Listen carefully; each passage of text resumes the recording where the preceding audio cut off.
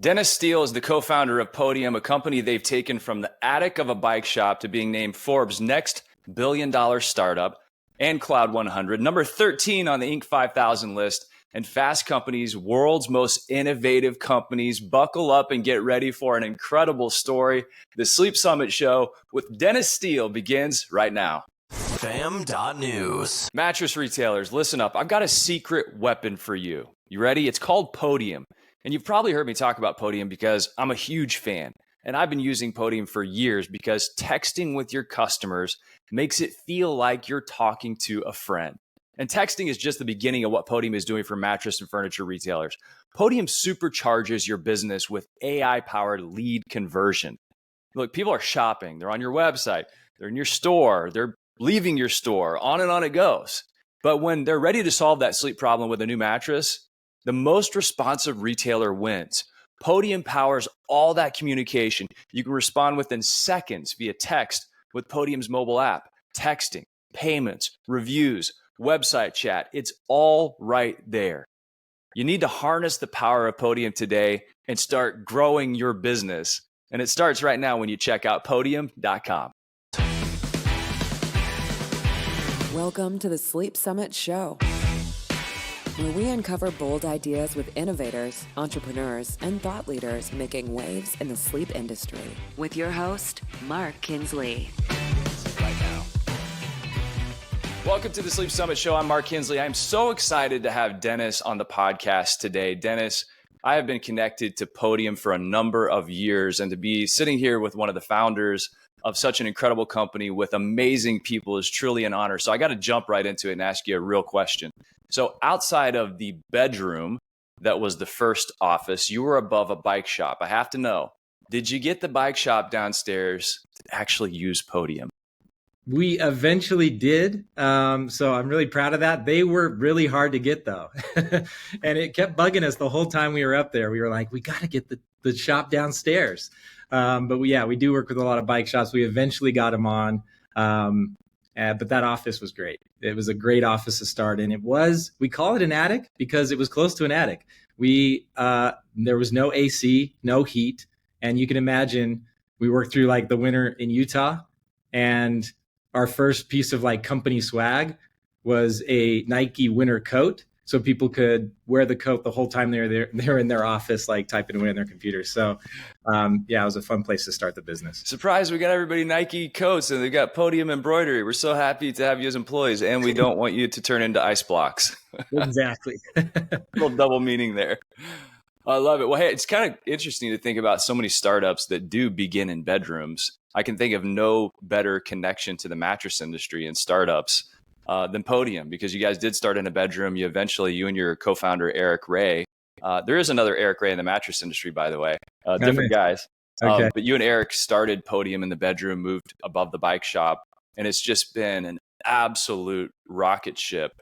Was there a moment when you realized, hey, we've kind of got a tiger by the tail here? And was that moment when you realized we've really got something? Can you describe that? Yeah, I think it was when we talked to the first customer, and that's pretty early, but it was a special moment. So Eric and I, we had this idea, right? We realized that local businesses had a huge gap in the software that they were using to grow their business, and we were familiar with local businesses. So Eric his dad had a tire shop when he was growing up that he worked in, and right after graduating from school, I was working with local businesses, actually at a PR and marketing firm. And so I saw some of the nuances there. And we realized that there was this big gap in software. And at the time, Google reviews was brand new. It's funny to think about that, but back in 2013, 2014, you looked up a business. This was just when Google started highlighting reviews for them. And so we realized that we needed to help businesses with this. It was killing Eric's dad. He was bugging him every day that he was getting negative reviews, and he had a lot of happy customers, but the negative people were the only ones talking. And so we said, we think we could go solve this. So we come up with this idea that we could figure out how to text a customer to get a review from them and help the business out. And so we went in we were designing it. I remember sitting there at my kitchen table in my 1-bedroom apartment, and we were designing how this application might work, and we got stuck. I can't remember what it was, but we had this issue where we got stuck, and we're like, I don't know how this would work.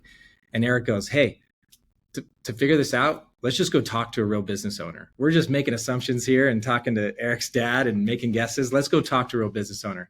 So we looked up a business close by. It actually happened to be a mechanic at the time. And we drove down the street, looked up the owner. It was Bob Sylvester at this Honest One Auto was the business. And we walk in, we say, hey, we have a meeting with Bob. And the front desk person kind of thought they forgot the meeting and kind of was flustered. Oh, I'll bring you right back. So we sat down with Bob and we told him, hey, we can help your business out. We can help you get reviews. He started talking about how he was getting negative reviews, this pain that we saw so early on with all these local business owners.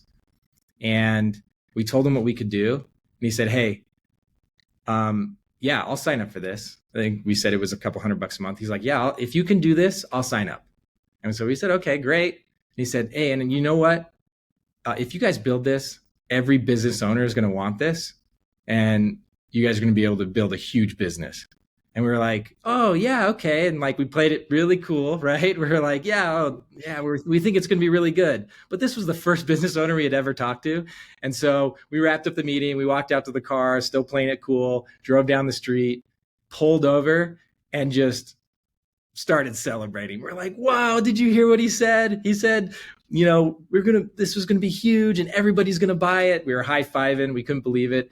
And it was like that moment of validation that I think we thought, okay, we have something here. We can make this into something. There's a huge need. And it happened to be the first business we talked to. So we got really lucky in that sense. But we held on to that for a long time because there was a lot of naysayers that saying this was not the right space to go sell software into. But we held on to that feedback from Bob Sylvester, which was the first business owner that we talked to. Thank you, Bob Sylvester. Number one, for taking time to give some guys that had an idea some feedback. Also, what just a serendipitous thing to be able to walk into somebody's office who understood the pain that he was experiencing and other business owners would experience. And I remember that, Dennis. I remember back in the day seeing all these negative reviews and knowing that these were really good companies. I'm like, I had a positive experience here. Why are their Google reviews so terrible? And that's because I think you typically hear from the people who are upset. They seem far more motivated than the people who had a wonderful experience. And so you figured out a way to cultivate the customers that had a great experience and make it easy for them. Yep, exactly. Yeah, we saw that pain and it was a real pain. And that just stuck with us. And, what I appreciate about local business owners, I think we feel very fortunate that we get to serve local business owners. These entrepreneurs that take on a ton of risk and running their business, all aspects of the business, right? It's very different than like the large company that we're running now, where there's like somebody owns everything. But still, with local business owners, there's so much that they own. And we saw and felt that pain really early on. And it kind of embedded this like fire in us to go help these local business owners solve that pain. And we're super fortunate to be able to serve local business owners. They're some of the best people in the world, and it's awesome. Speaking of local business owners, let's talk specifically about mattress retailers and furniture retailers, because that's the world that I run in. What was it about that category, this vertical, that Podium, maybe you went and talked to customers like Bob Sylvester in this space and you figured out what are the different transition points that had a lot of friction that we could serve? What was it about this category that got you in there, and what have you noticed? Yeah, I think retail, specifically furniture and mattress, it's a really interesting industry because, we started with, the mechanic was the first one we talked to, but we quickly got into the retail space, into furniture and mattress stores, and saw how powerful kind of this aspect of texting was, because at that time, this is when this great divide between the e-commerce retail experience and the local business owner, this is when this, like back a few years ago, was when this divide was the largest it had ever been. You had Amazon and Shopify and online retail creating this amazing modern experience, great communication, They were on the forefront of reviews and texting and shopping cart reminders and all these advantages you have when you're building an e-commerce business. And it was creating this new expectation for the consumer, right? You purchase something, a retail item online, with some of the Shopify tools or through Amazon. And it was a new buying experience for retail. And it was setting a new expectation. And there was this big difference, I think, with what kind of the traditional local store experience was. Now, there were still some advantages, right, of being in person, which I don't think will ever go away. And I think is a huge advantage. We can come back to that of why I actually think it's a massive advantage. But there was this differentiation in basic customer journey experience, right? And so that, I think, is what particularly we saw when we started evolving the product. I mean, we started with reviews, but we quickly went into text messaging and kind of molding this customer experience to basically break that divide and bring those experiences closer together. So you could go into a local store, and the goal was to say, if you go through this local store experience, we think there's advantages of being in person, and we think we can get this experience to be even better than a purely online experience, right? And I think we've been able to achieve that by pulling all the tools over all that we built over these years together. But that was the goal. And so over the last few years, I've seen that experience lessen and lessen and lessen. I think you could argue today, if you have the right local store experience using the right set of modern tools, you can have the ideal customer journey and the ideal customer experience than just being an online experience. I'm gonna bring it down to the clay. Put our hands in the clay for a minute. I found out about Podium during COVID because I was talking to our retailers that sell mattresses, and I was saying, hey, what's working for you? Are you doing appointment shopping? Are you doing virtual shopping? And one of our retailers, Sweet Dreams Mattress and Furniture, in Mooresville, North Carolina, I was talking to Andrew Matman Schlesser, and he said Podium. I said, tell me more. I'd heard of Podium, but I didn't quite know the use cases. And they had signed on with Podium. And of course, they saw their customer interaction through their website and the web chat tick up right away, instantly. Then COVID hit. And what they started doing was bringing people into the store, appointment shopping. And then if somebody didn't want to buy, they would send them a text with the information about the product they saw. I think they had a PDF attached to it. And then they said, hey, and we're going to include eventually a path to purchase. And so they would have a text to pay link. So I always say it's funny, the be-back bus travels in one direction and it's not to your store. Yeah. So if people leave and they need to go talk to their spouse or think about it, they still want to be able to complete that purchase, buy that mattress, show it to their husband and wife, and not have to go back to the store, organize delivery, and boom, it's done. And so they were using those tools to communicate, answer questions, text with people, because when you're texting, it feels like it's your friend, and then provide a path to purchase. And then on top of that, I've heard from other dealers, mattress dealers, who have automated using Podium as a way to communicate delivery expectations. Phone calls don't work. People aren't picking up their phone, but their text messages get read. Hey, delivery's coming. We still good for 2 p.m. Yes, bing, bang, boom. And so their their delivery team doesn't even have to reach out. It's all automated, and you have a higher response rate, leading to better customer satisfaction on the backside. So like you said, that customer journey, I always look at friction points. Transitions often create friction, and that's when you can lose customers. And it seems like Podium is really good at finding the friction points and smoothing out the transitions to create a little momentum inducer there. Yeah. I love the be-back example. I think you nailed it. Like, let's take that as an example. So especially before COVID and after COVID, because I think it's important to look at the consumer, the shift in consumer behavior. And as a business owner, realizing we have to adapt to that shift in consumer behavior or we become irrelevant, right? So before COVID, you take a typical be-back scenario, in store versus online. These were more distinct before COVID, right? Since COVID, those things have merged. The consumer behavior has shifted to where you almost always have this online experience, this browsing and initial shopping online to do discovery. And so before, you'd have a person come into the store, you could start building that personal relationship right off the bat in person, right? And that can give you a distinct advantage. After COVID and during, especially, stores had to adapt to say, okay, how do I build this personal trust with the customer to be able to win their business earlier on in the funnel and through digital tools? And that's really what we tried to tap into. And as you said, text messaging, it's the most personal form, right? And so we said, in any of those moments of discovery for a consumer, how do we get as quickly as possible to the highest trust level of communication? And so you'll see with the tools, what we designed was a customer journey flow to, within a few clicks or it basically pushes the customer into the highest level trust of personal communication, which is, over the digital aspect, it's definitely texting. And then you can move that into in person. You can continue that online. A lot of people continue that online, and then we end up sending a payment link. It's amazing how powerful and personal that conversation can be, and how much of a hook it can be when that consumer is in discovery process. I remember I was in college and I did a bachelor's and a master's degree in communication. And I remember in communication school, we were looking at how do you establish trust online. Now, this is early days of the internet. Okay, I'm a little bit old school.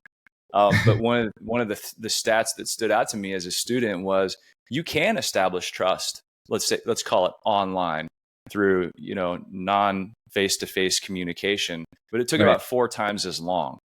So it's 4 times as long. When you say you're trying to get people to that highest level of trust through this form of communication that is facilitated by Podium or plumbed by Podium, how do you see that in relation to that 4 times as long? Do you think you get there quicker these days with text because that's what people do with their friends? Yeah, I do. How do you get them to that high level of trust in that communication? Yeah, I think it's having a real conversation with a real individual and connecting about the questions and the context that they have, and being right next to the text message from their mom and their friend, right? And you start developing this relationship. And the higher you can do in that funnel, the higher that you can do that in the funnel. And I think it's still quicker in person, right? Because there's just so many aspects of in person that are so advantageous to building that trust. However, there are some things that you can implement early on in the funnel to try to establish that relationship earlier than your competitors, right? So in that discovery process, if I'm looking at 10 different mattress stores and going through just initial discovery for what I want to go purchase, and every one of those experiences and initial discovery is the same, it's a pretty fair playing field. If one of those starts texting me, answering my questions, gives me really attending to the needs of my discovery process before the others, well, now I have a huge advantage to the competition, right? And we see that for people who implement these tools the right way. They hook them early, and it changes the whole funnel of conversion downstream from there. I always tell people, whenever somebody's trying to solve a problem these days, they're trying to solve it right now. I've got a friend who's got a business in the in-home healthcare space. And whenever mom is getting released from the hospital and the daughter picks up the phone or texts through the website to try and find a place for mom to go, they want to solve that problem right now. And I think the same thing is true for a mattress and furniture. When they have the capacity or the space to solve that problem, they want to solve it right now. So the quickest in terms of communication is often going to win. And when you're texting with somebody, boom, I've got my mattress person, or I've got my furniture person. Right, now. Exactly. They save that in their phone. It's a contact in their phone. And now, it starts to deliver that level of relationship. I'd also say that's an early in the funnel kind of enhancement. But then you say, okay, now they're in store, right? And because it's so often that they need to actually experience it in person, right? So let's say they come down, they test a mattress in person. Now you're using these forms of communication to enhance that in-person experience, right? So we have a pretty cool use case with one of our mattress stores where every time somebody comes and tests a mattress, and I'm sure everybody's been there, right? A customer comes in, tests a mattress, feels like a great sale. They leave and they're gone. Never hear from them again, right? And so what this store has started to do is they get the right information. They get some of the questions that they have. As soon as they leave, they send that text message with that information, the bed that they tested. They kind of build this really nice follow-up text, and they have this digital journey that they continue after that person has left the store. So you're enhancing this advantage that you have if you have that in-person experience, you're enhancing that with these digital tools. Real situation that speaks exactly, Dennis, to what you're talking about. I was speaking to a friend named Kelly, who's actually going to be at Sleep Summit, and Kelly was talking about how a couple was at a restaurant next to their mattress store, and the couple just decided they were on vacation. They decided to come in and try a mattress, and they liked it a lot, but they were from California and they were going to go back, and they obviously weren't going to throw it on top of the station wagon and go cross country with it. And so Kelly said, "Hey, can I just text you this information and I can give you a path to purchase if you want?" "Sure, no problem." Well, 2 hours later, the lady texts back and says, "I'll take it." It was a $4,000 sale, and they paid through their Podium text to pay link. So I think you're absolutely right. People are trying to solve these problems. They're trying to solve them now. And the more you can connect with people and not give out a business card, just be like, "Hey, I don't have a business card. Can I just text you this information? That way we're all synced up, and I'm here to answer your questions." Now, I have another question. I don't want to go too far down this rabbit trail, but we can go as far as you want. Does AI and GPT style technology help facilitate increasing that trust, improving the communication, and serving the customer better? And I guess the thought behind the question is, if you are a business at scale, let's say, you got a lot of different communication styles from the people that could be sending the text messages. Well, now Podium has AI built in that can suggest a response. And I'm sure that LLM is getting trained to better suggest responses that lead to better outcomes. What's the lay of the land there for Podium and AI and GPT style technology? Yeah, one of my favorite topics ever. Definitely a huge, relevant advancement in technology, especially since we're in the communication space. And so we've been spending a lot of time on it over the last few years. And the short answer is, I believe it can, if done in the right way.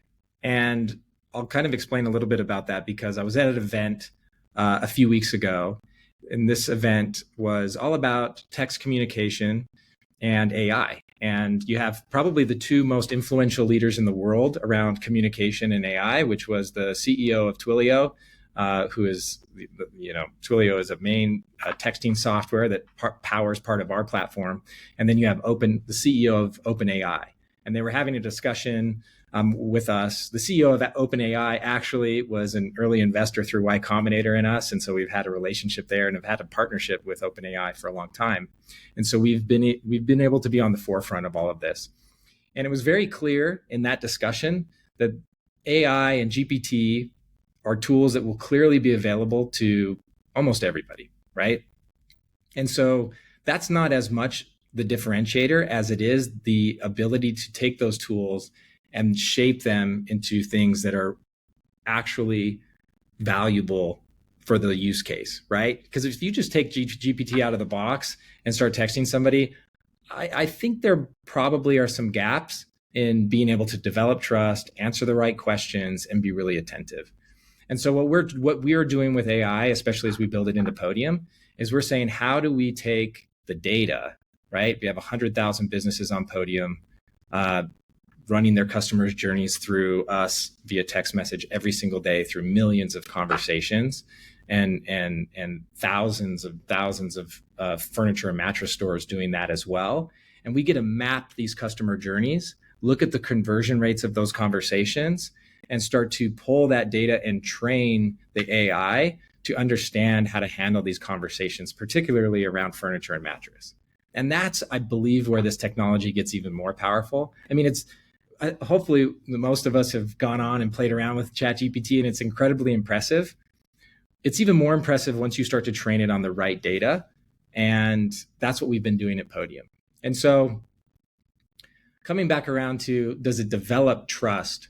I think utilizing it early on, let's just use a use case, right? So we have a hot lead kind of texting into a business and asking a few basic questions. That could be a perfect place for AI. Answering those questions incredibly quick, with great insight based on all the data and all of the store information customized to that store can be extremely powerful. And then as that conversation develops, then moving on to a person that can continue to develop that relationship and answer more questions. So that's kind of how we think about it. We want it to enhance, like I said before, thinking of that, enhancing that in-store experience. We want to take the advantage that most of these local businesses have, which is a relationship-based purchase, and enhance that with AI rather than completely replace it. We might be there someday, but I think that's the best use case for the AI today, is enhance that experience and not completely replace it. I want to go down a little bit deeper on training the model with your own data. But before we go there, I heard an analogy I think is very relevant to the conversation about like ChatGPT and AI. In the very beginning of the Iron Man movies, Tony was the superhero because he had the Iron Man suit. Mm-hmm. And then in later films, everybody had the Iron Man suit. It was who used it the best. And right. I think that's a very similar situation with OpenAI, ChatGPT, these large language models, and training them. It's going to be there for everybody. It's figuring out how you can use it in your business and then use it the best. And so as I look at people thinking about how to use it best, it's definitely a situation, I think personally, where if you're training it on your own data versus continuing to train ChatGPT, for example, you're going to get better results. So let's say that you're a mattress store or a furniture retailer, and you've got 1 store or 10 stores or 20.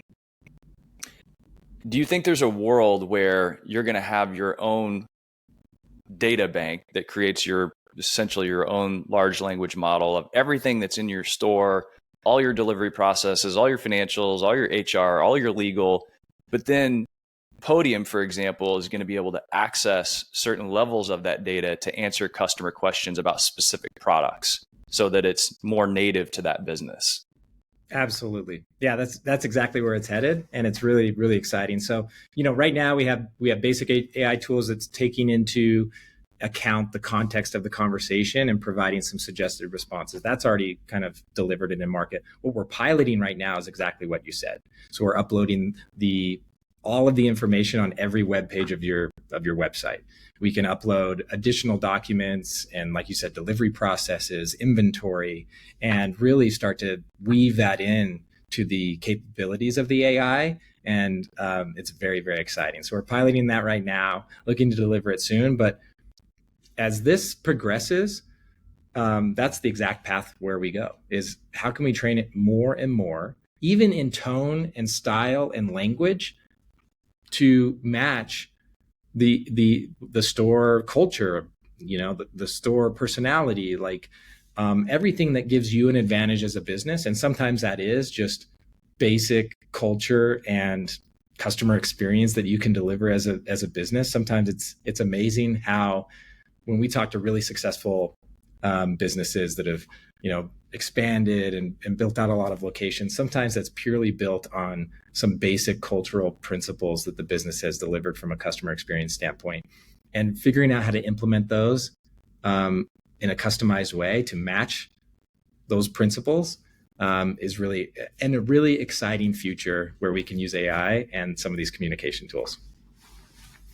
Just in all transparency, I have been very deep down this well of AI and GPT, not as obviously deep as the team at Podium, where you have a partnership with Sam Altman and ChatGPT and OpenAI. But I actually worked with a team to build what I call a mattress brain. And so we scraped hundreds of thousands of data points from all the industry trade publications, all the earnings calls, and all the public company information. And we fed it into our own LLM. And so at my fingertips, I have the ability to access insane amounts of information, create content, on and on it goes.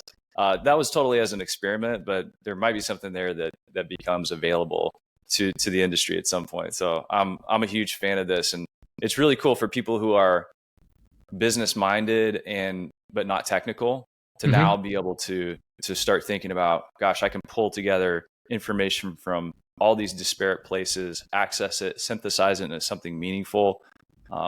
Okay, so what's your like day-to-day go-to? Like, what are you automating away? Like, what are the tools you're using? Like, get behind the scenes on Dennis here. I use it all the time. I find that what I used to use kind of Google for, I am opting more and more often to go to GPT. I think actually my favorite use case recently was I went on an anniversary trip with my wife to Italy for the first time. Amazing. We went to Rome, and we went to the Colosseum and the Roman ruins, and it was hard for me to sleep that night. I was so fascinated by this history that I hadn't been too familiar with, that I couldn't really sleep. I just kept thinking about the Roman Empire and how impressive it was. And so I sat down and whatever question I had, I just started asking ChatGPT. And I spent a couple hours, to be honest, just kind of informing myself of all these things around the Roman Empire. And I have it tell me my sources. So you now that they have that feature where you can customize how it responds to you, I say, always list the sources. And so it lists all these amazing books that have been written about the Roman Empire that it was resourcing and giving me the highlights of with my questions. And so just going through that kind of self-education experience for me was pretty awesome. And there's so many use cases, but that one for me opened my eyes on how maybe ChatGPT is going to be for my kids and teaching themselves how to do things as they grow up, and looking at the future of where this all goes. That was one where I thought, wow, what a game changer it's going to be. Yeah, and I've done similar things from an international standpoint. We have Englander licensees in 25 countries. And I sent an email in Portuguese the other day, and I just put it into ChatGPT and said, translate it into Portuguese. Easy peasy. Awesome. Yeah, great. We're here on the Sleep Summit podcast talking to the one and only Dennis Steele, co-founder of Podium, founded the company with Eric Ray, and they've built it into, from what I have read, it's about a $3 billion company in terms of valuation. I've heard that number thrown around a few times. Yep. Dennis, as you think about, gosh, what an absolute crazy adventure this has been. What are some of the lessons now that you've learned and think about that you would pass along to somebody that's maybe in the middle of a business or thinking about growing and scaling a company? Yeah, that's great. Two that come to mind. One, you probably heard of before, and that is how important it is to ask for help as an entrepreneur. Eric and I, probably two guys that you would think, you would never guess that this was going to be our story, right? I don't think, unassuming, sales guys that had an idea and wanted to help local businesses. And we asked for a lot of help. And honestly, when we started selling the first version of Podium, we just were going door to door, walking into businesses, sitting down with business owners. And after we had that initial feedback from that story earlier, we said, okay, I think we can actually build the product now. And to build our first version, it was $750 each. That was like as much as we ever invested. But at the time, it was like all our savings as like 4 recently graduated college students. And so, we invested that $750 each, got into this thing and realized, man, we have no idea what we're doing. And I think every local entrepreneur has kind of been there. And we started asking people for help. And I look back to kind of every milestone that we hit early on was completely assisted by an investor or a mentor or another entrepreneur that we had never known, but we reached out and we said, hey, we love what you're doing. We'd love to pick your brain and kind of figure out how you've learned and made mistakes. And it helped us kind of get past some of those roadblocks in the early days. So I always say, and it's actually surprising how common it is for people to, and I totally relate to this, kind of get stuck, hit a roadblock, and kind of say, well, I'm just going to figure this out myself, right? When so many people have been there, right? every founder and entrepreneur that I've talked to, when they started their business, they say, I didn't know what I was doing, right? And we were definitely in that boat. We had no idea what we were doing. We thought the first money that we raised, which was 500,000, we thought, okay, somehow we tricked these investors. We're never going to raise money again, right? And, we ended up raising over 400 million. But, I go back to those early days, and even now, okay, let's go ask people for help and people who've been through that before and see how they can help us. So that would probably be number one. Close second in that is, and I think it's related, but it's kind of understanding that lack of capability and capacity as you're starting things out and pushing through and just saying, hey, everybody's been here before. I can go figure this out. And we've definitely used that over and over and over as we've built the company. Having some grit, pushing through. I love the asking for help piece of the puzzle. I actually spoke at an event back in April, and that was one of the central things I talked about. I'm like, let somebody help you. Let people help you. They want to help you and ask for help. And we're all in this together. When you did go out and ask for help from people, and you came across, I'm sure, some amazing people, because you're part of the Y Combinator program, which is very prestigious. Who are like the one or two people? I'm sure you came across many brilliant people, but people that you have stories about, or somebody that had amazing advice, or somebody that just struck you and arrested your attention for a long time? Well, there is this one early on, and it's kind of counter to like great advice, but I think it was important for us. So this was early on. We had been selling this basic product. Compared to product today, it was so basic. It was just sent out a text, essentially, and asked for a review. We had been selling this door to door. We had gained some traction. We had some customers. This was after we raised that initial 500,000, and we went to a startup event here in Utah. And it was an entrepreneur that had come in from the Bay Area who had been a very successful entrepreneur. We looked up to him quite a bit, and he had a successful exit, and he was on his second business, which was really innovative. And he gave a talk, a session to these tech entrepreneurs here in Utah, and we ate it up. We thought, oh man, he's so good, and he's learned so many things. And so we were talking to each other during the presentation. We said, hey, let's go up to him, tell him what we're doing, and get some advice from him after the conference. And so, we looked up to him. We said, okay, we got brave. And we said, let's go up. So we went up after the speech, and we said, hey, we want to tell you about what we're doing. And he was a very dynamic speaker. Very impressive. And so he lights up as we're talking. You can see his facials. He's really into it. And we're thinking, he's loving this. He is really excited about what we're doing. Well, we misread his facials a little bit. He kind of steps back and he goes, guys, I am very concerned. And we're like, oh, what? And he said, I think you will fail.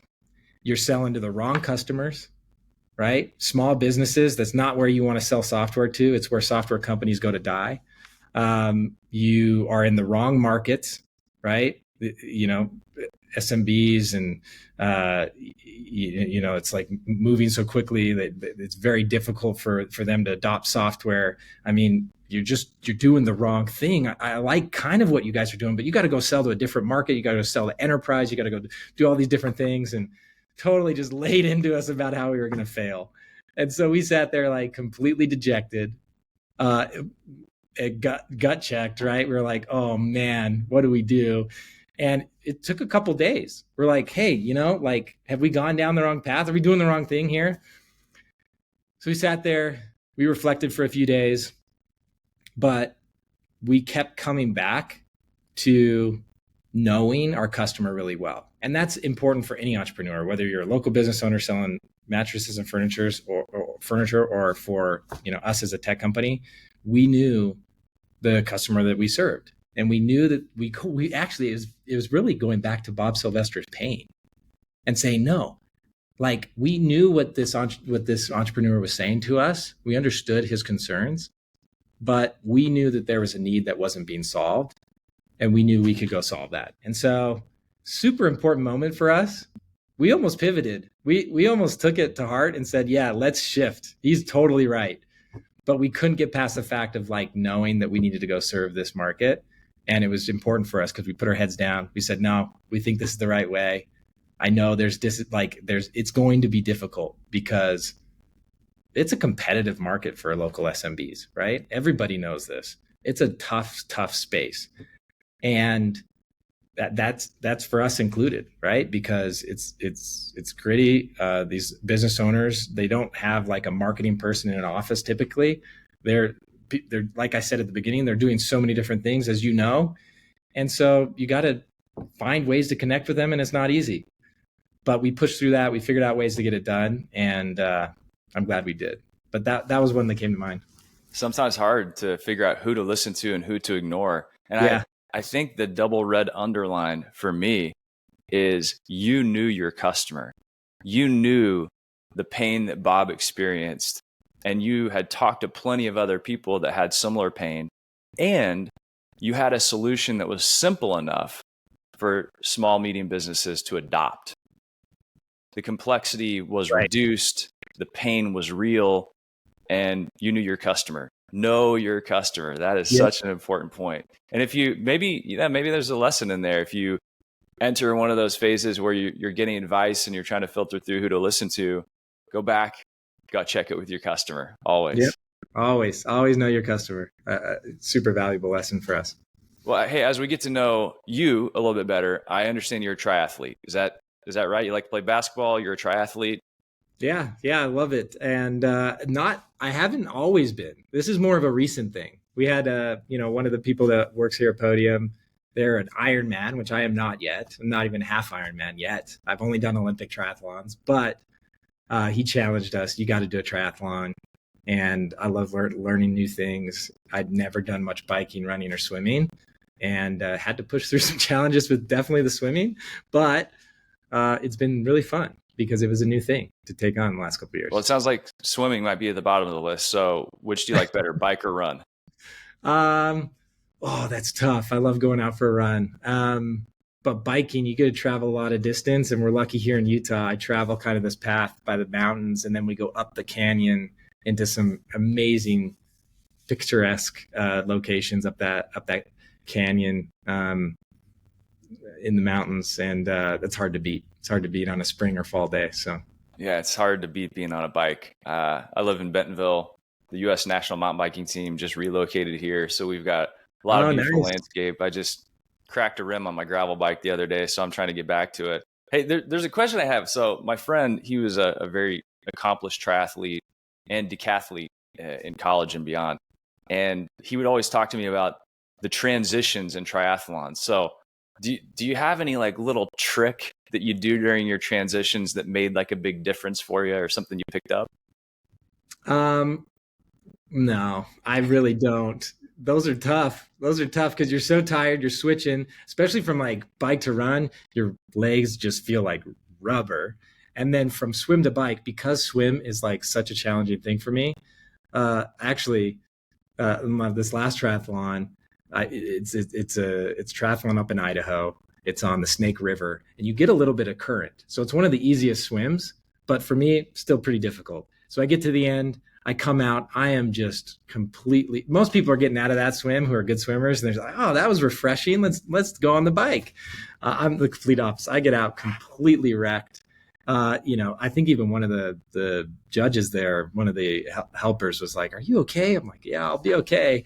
And I'm like straggling over to my bike. So transitions for me, tough, but it is surprising how much they contribute to your time. So as I've gotten a little more competitive with my time, you sit there and you stare at the transitions and you're like, you know what? It is the little things. It's the little transitions that get you. So got to get better. Just like with Podium, it's those transitions that customers are going through that get you. You got to fill them in. You got to refine those. So you were up at the Snake River. I've actually been up there. I've been in Twin Falls, and I'm playing around to golf, and a person jumps off a bridge that's like hundreds of feet high. Luckily, they had a parachute. It's a big base jumping spot. Wow. Okay. But the Snake River was where Evel Knievel actually did a couple of his jumps over the canyon. Yeah, Yeah. that's awesome. The Yeah. ramps are still there, by the Actually, way. I think I've been over that canyon in Twin Falls. It catches you out of the blue. You're just driving along the road. I think this is the one, and then all of a sudden, this huge, beautiful canyon in Twin Yeah. Falls. It's like a yawn opens up in the earth right in front of you after you're Yeah, seeing tumbleweeds, basically. yeah, it's a gorgeous area. I love it. Beautiful spot. Beautiful spot. Well, hey, Dennis, thanks for sharing your story. Thanks for investing in the furniture and mattress category. It's really important. I'm glad that you didn't listen to the advice of that one person. I'm glad you used that as an opportunity to grow and learn as a leader and as a business owner. But we're thankful for Podium. I mean, it's something that I recommend to my dealers because, if Englander retailers are doing better, we're doing better. And I know just as a communication guy and business owner, how important it is to show up, be responsive, refine those transitions, figure out modern technology and tools that can help you run it, and it's not a burden. And I love the way that you put this. I heard you say that Podium's an interaction management platform. You're handling the full communication process for businesses. So as you think about handling that full communication process for business and where the world's headed, are there any insights into what's on the horizon for Podium? What's next?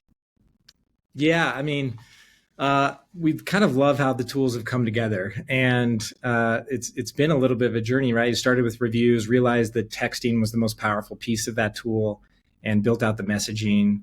Realized that all those message conversations were leading to an old, archaic way of collecting payments. So we modernized the payment piece, and now most recently, really investing in phones for the last couple of years, and building an entire phone system into Podium. And now unifying all, we thought, messaging inbox was a great thing to accomplish, but it was still missing 70% of the leads that you get still come through phones. And so we built the phone system into Podium, and we're really proud of that phone system and the robustness of it now. And so phones will continue to be a focus. As you said, AI it's developing at such an incredible rate.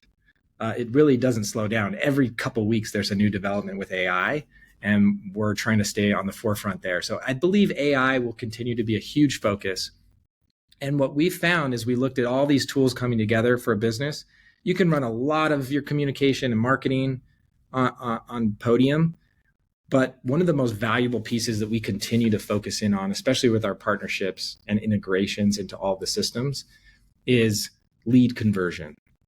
And it's just such a key component of running a successful local business, of being the business that can convert leads, because you're delivering a customer experience that is head and shoulders above the rest of your competition. And so we're going to continue to focus in that area. There's some exciting things that we have coming out on just how to convert those leads, because like we said earlier, for a local business, it's a competitive market.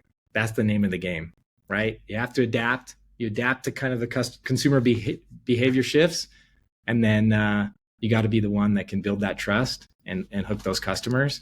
And so that's what we're trying to focus on and empower business owners to do. Give us a little flavor into that, because when I think of leads, I think, well, you're going out and you're doing social, you're doing paid, you're advertising, you're getting leads.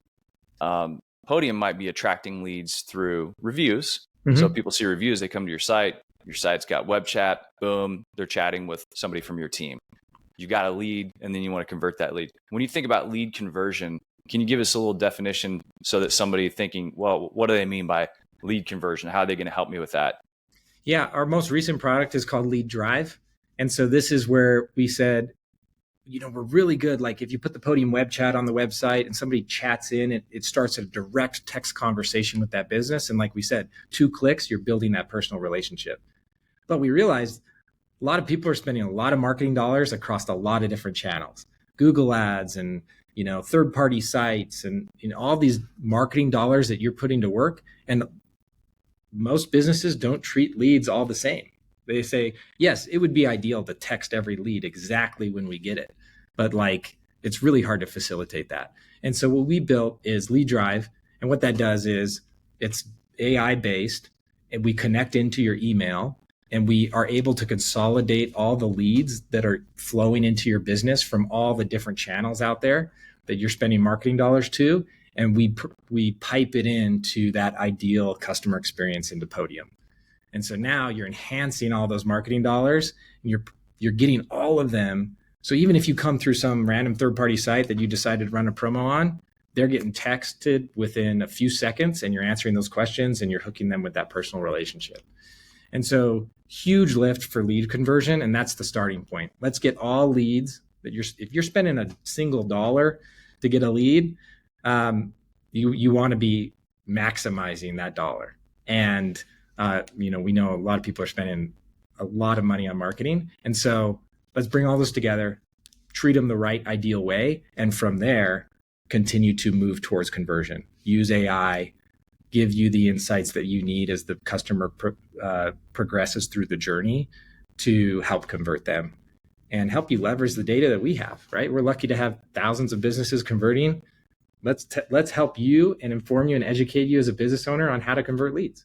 And so we're working on how to put that more into the product. That's a little bit on the future roadmap, but we have a lot of data. We're lucky we get to sit in the middle of all this. We get to see what works.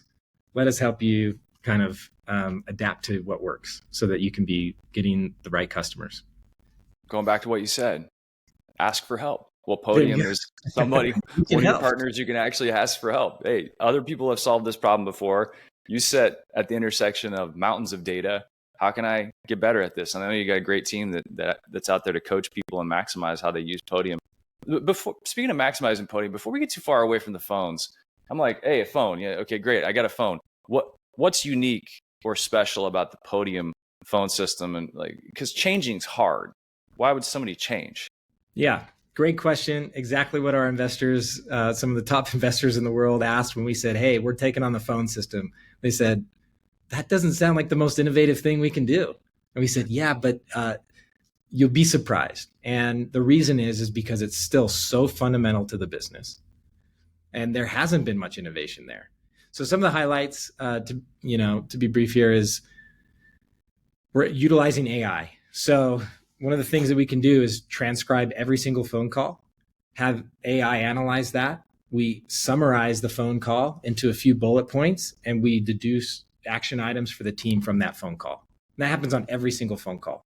So this is so helpful. You're on the run, right? Like we talked about, you're doing so many things as a business owner or even as a salesperson. And clock doesn't stop, right? In retail, people are purchasing 24/7, right? And so anytime you take a phone call anywhere on your phone through the Podium app, we're transcribing that. We're analyzing it with AI. We're giving you summaries around, hey, you talked about this item, you talked about this price point, you talked about this availability, you made this appointment, and then we're creating action items from that for you. So the idea here is enhance this experience, which talking to somebody over the phone, great form of communication. How do we then enhance that in a modern way to drive conversion? And that's what these tools are meant to do. There's a lot of other features in phones, but that's one I think that's just so innovative. And there's still a long way we can go with that. And so many people miss phone calls. I mean, going back to Eric's dad's business, he didn't even have a voicemail, right? And we're like, man, how much business are you losing because you don't even have a voicemail? But it's so easy to miss a phone call. And so you miss a phone call in Podium, since we're tied into texting, you get an automatic text back. Hey, sorry, we missed your call. What can I help you with? And if you have the AI turned on, there's a quick response there. So even if you're tied up or it's non-business hours, we're trying to say somebody's reaching you through the phone, high intent. How do we not lose that conversation? The most recent stats is on average, from the study that we did with our customers, there was 28 missed calls that never interacted with that business again per month on average. This was in retail. So 28 missed opportunities, probably from expensive marketing dollars, of customers coming to you, missing the call, and then probably getting tied up with your competition down the road and not calling or text or not calling back. And we were able to re-engage with almost all of those through text messages. And so what we came up with is like, hey, you will gain about 28 additional leads every month by turning on Podium phones. because you're not missing those calls, and you can keep that engagement with that customer, which 28 leads a month on average was surprising to us. But you're a busy business. It's going to happen, but just don't let it cost you so much, right? My gosh, as a business owner, can you imagine if you had salespeople at different stores and you found out that they were in the back room when 28 ups walked in the door and they never got to interact with them? And even on a recent show that I did, we were talking, this guy named Todd with Diamond Mattress was telling me, hey, we got to treat the phones like an actual person that's in front of you and take them through the entire sales process. So yeah, those are big dollars. I mean, even at a 10% conversion rate, let's call it 3 sales a month. Yeah. You're missing 3 sales a month at an out, I don't take your average ticket and think about that. And then over the course of a year, that's real money that starts adding up. And that's where my mind, Dennis, immediately went was, even if somebody calls through the Podium number and you did miss them, that number goes into your database so you can then interact with them again. So you're never actually fully missing that call. Yeah, you never lose them, right? You text them right back, of course, but you can remarket to them with the marketing tools later on. They're always in there, right? So you don't lose them. So hey, we're going to find out also. I'm not going to let you skip out on the strangest place you've ever slept, but I got to ask you a question about you and Eric. So Eric is your co-founder. So as these guys on this amazing growth journey, what gives you a ton of energy versus the parts of the business that feel like they drain you? Oh man, great question. First of all, having a co-founder like Eric, I feel extremely fortunate. It's such a, it can be a difficult partnership. Business partnership can be very difficult and sometimes a source of a lot of issues within the business. And we've been very fortunate there we were friends before Podium, and we've been able to kind of keep that all the way through and, working closer together today than ever. I think that is an aspect of what really drives a lot of energy is we still feel like we're constantly collaborating and innovating on how to take this business to the next level. And I don't think I would have guessed it. If you would have asked me 10 years ago, hey, on year 10, are you going to be as or more excited than you were in this like first year when you're starting the business? I probably would have been like, I doubt it. I highly doubt it. But that's the reality. So feel really lucky about that. I think there's 2 things. One, I do think we serve like the best customer in the world, and that's your local entrepreneur. It's just so fun to help that customer win, which is our mission. And if you have a mission, if you have something you're striving for every day that's a little bit bigger than just like, monetary reward or, building something big, chasing after a mission, I've learned a lesson around how powerful that's been and how sustaining that's been over the years, where I can get up every day and say, hey, yeah, we had a great month, we had a bad month, whatever it was, but we're on a mission. We're on a mission to be a platform that changes the way local business happens and how local businesses win every day. That mission is just so invigorating every day. So advice there is like, find that mission, find that why, have that drive you and not, a shallower form of motivation. And it hasn't stopped. And it's been so cool to see these technologies. We never thought we'd have the capability of building a phone system, but as we built our capacity and we brought on a chief product officer that had built MailChimp, we said, okay, yeah, we have the skills, we have the team, we have 180 engineers here. Like we can build a modern phone system and actually pull this off. And going after those ambitious, lofty challenges has been so rewarding and then invigorating to go take on the next thing. And then AI comes out and we say, oh, how do we be the system? It's such a hard thing to maybe access for the average individual. How do I access AI and make it actually have it help me make money? Well, how do we become the platform to enable local business owners to do that?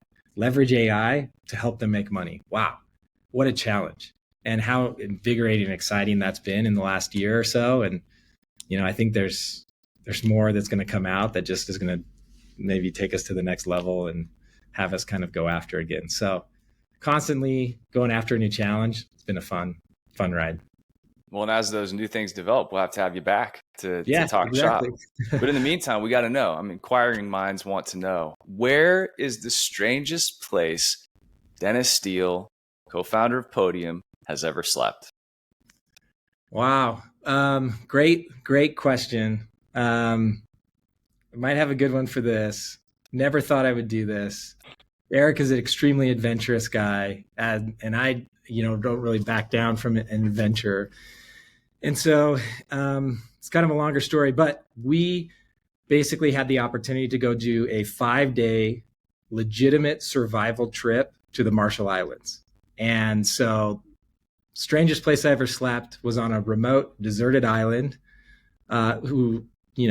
people hadn't been there for at least 10 years because you need permission from the Marshall Islands government to go there. Probably the most remote part of the world, because we took multiple planes and then 2 fishing boats out to this remote island in the middle of the Marshall Islands. And we survived for 5 days with a spear, like snorkeling equipment. We had some water desalinators to pump the seawater into regular water, and a hammock. So sleeping on that hammock for 5 days on this deserted island with very limited food, very strange for me. Really, really strange. And that last night where we were just suffering through hunger, I'm sitting on that hammock, and it was really windy. And so I had this noise, I was having trouble sleeping. And, I just had this overwhelming sense of gratitude of, man, I get to sleep in a bed every night.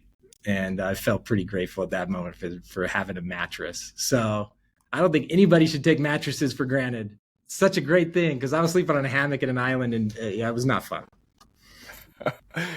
What'd you eat? I mean, at that point, did you actually spear some fish? How did you sustain? So the first day, we had a great guide with us who had actually done this before. That's who had helped facilitate it. He went down and speared a 40-pound grouper first day, and we thought, there was about 7 of us who went on this trip. We thought, okay, this is basically going to be like an island vacation. We're going to be eating fish. We had so much leftover fish. We ate till we were so full that first day. We thought, okay, this is going to be easy. Man, that was it. We barely got any, we didn't really get anything after that. There was a few land crabs. They're called coconut crabs. They get like the size of a volleyball, but split between 7 people. There wasn't too much crab. So it was like a few crabs, big fish the first day, but by day 5, we were hurting. So happy to get back home to your wife and 4 kids and that beautiful mattress. Yes, exactly. Exactly. Well, I think that goes right up there with some of the stranger places anybody's ever slept, especially when you're talking a couple planes and a couple fishing boats and 7 guys and spearing a fish and sleeping in a hammock and hoping that your hunger is going to go away. Yeah. That's legit. It was you definitely had the ketosis kicked in, I'm sure. Oh, definitely. Definitely. Well, Dennis, hey, thank you so much. I always like to ask, is there anything I didn't touch on that you want to highlight, or anything I didn't ask that you think is important to share? No, I don't think, I think we covered a lot of ground. So I can't think of anything really. We're in an exciting time. So like you said, we should get back together and chat more about, the developments of AI and how fast everything's moving. It's an exciting future. So we should continue the conversation for sure. We should absolutely do it. You're an incredible guy. I mean, amazing marks of success and humbleness and a spirit of giving and purpose and mission. If anybody's watching this, I mean, Dennis he's not an old guy. He's a young guy, and you're certainly impacting a lot of lives. And we thank you for everything that you do for the furniture and mattress industry on the retail side of things. And I just have to give a shout out to your entire team at Podium. I've had a chance to get to know a lot of them. And Shannon Blake is my dear friend, and so many other people that I've interacted with along the way.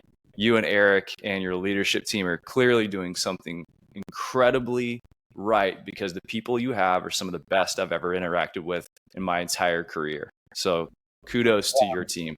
Huge. Yeah. Well, thank you so much. That means a lot. It's so amazing to hear. And, I feel the same way. And it makes such a difference to work with such amazing individuals that inspire me every day. I learn from them every day. It's been one of the greatest opportunities, I think, of like being lucky enough to start Podium, is being with amazing people that you can learn from every day. Makes all the difference. So really appreciate that. And I agree with you. Great team, great individuals. Well, Eric, tell Eric hi, and Dennis, thank you so much for being on the show. We'll look forward to catching up with you soon. Awesome. Thanks so much, Mark. Appreciate it.